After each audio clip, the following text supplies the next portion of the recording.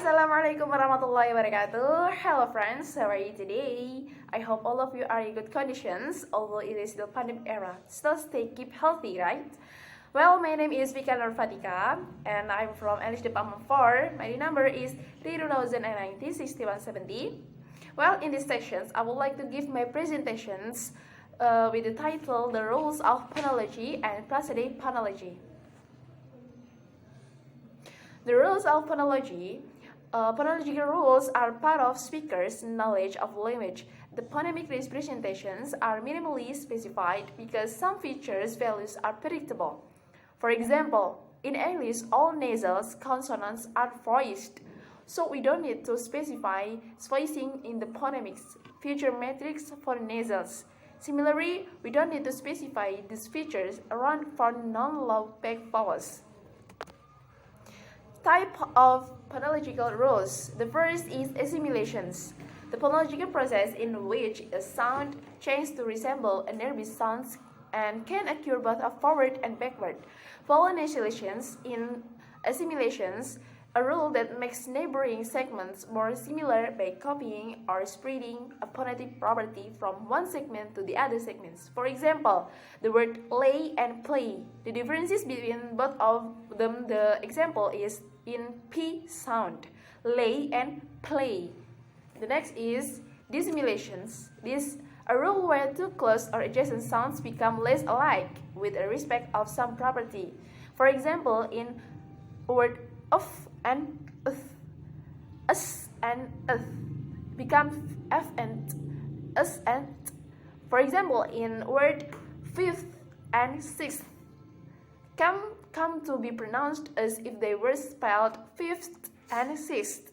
The feature changing rules, the assimilation and dissimilation rules we have seen may all be thought of as feature changing rules. Some features change rules and neither assimilation nor dissimilation rules. The rule in English that aspirates voiceless stops at the beginning of the syllable simply added no dissimilation features. Generally, aspirations occurs only if the following vowels is stressed in the p sound. The next is insertions. Insertions is a phonological process in which a sound added to a word. Example, the voiceless stop insertions were between a nasal consonants and a voiceless fricative. A voiceless stop with the same place of articulations in the nasal consonant insertions. In the example, in word hamster, instead of hamster, in P is added. And the next example is film. It has 4 words F-I-L-M, but when we pronounce in insertions, it has 5 words. There is F-I-L-E and M, film. The next is deletions. Deletions is phonological process in which speech sounds disappear from words. In English, we can say delete a word. Yes. In English, is a fast or common speech language, so vowels can be deleted to make the word one syllable. To easier make the fast meaner. For example, the word knife, we say in pronounced knife, so we delete key word. And the next is metathesis. Metathesis is a phonological process in which sounds switch places in the phonemic structure of a word. Example, to make words easier to pronounce and understand, letters are switched. Two historical examples include odd in English. The word AKS, we can say in ask. The rule phonological of this metathesis reorder sequences of phonemes, in which case they are called metathesis rules. For some speakers of English, the word ask is pronounced ax, but the word asking is pronounced asking, not axing, right? In the case, the metathesis rules reorder the S and K in certain contexts.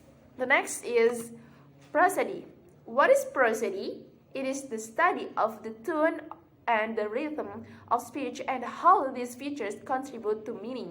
It is also consists of distinct variations of stress, tone, and timing in spoken language. The prosodic phonology, it is the theory of the way which the flow of speech is organized into a finite set of phonological units. It also, however, the theory insertions between phonology and the components of the grammar. Here we go. There are 4 prosodic phonology features. The first is syllable structures, the second is word stress, the third is sentence and phrase, and the last is intonations. The meaning of syllable is commonly known to be a speech unit that is larger than segments. There are 2 types of syllable. The first is open syllable and the second is closed syllables. What is the difference is? The open syllables usually ends in a vowel like A, E, U, I, and O. For example, in word go, we, he, and etc. And the second is closed syllable, usually ends in one or more consonants, like it, ball, pen, and etc. The next is stress. Stress, it is a rhythm of language in pronunciations. Stress can refer to words, part of word, or even word in a group of words that receives the most emphasis.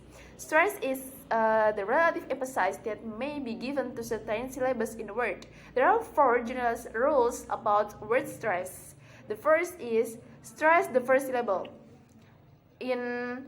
For example, climate, knowledge, or spacious.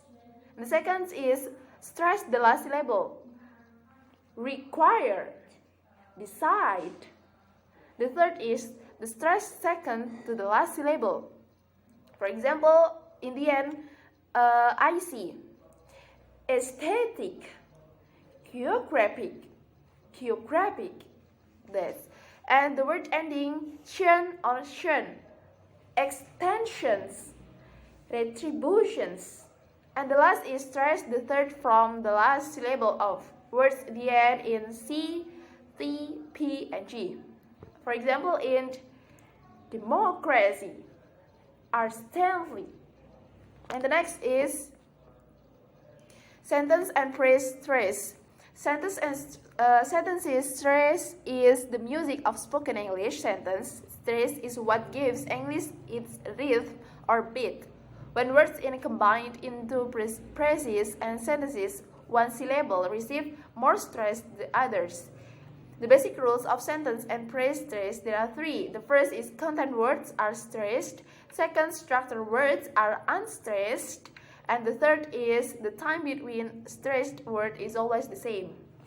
The next is intonations.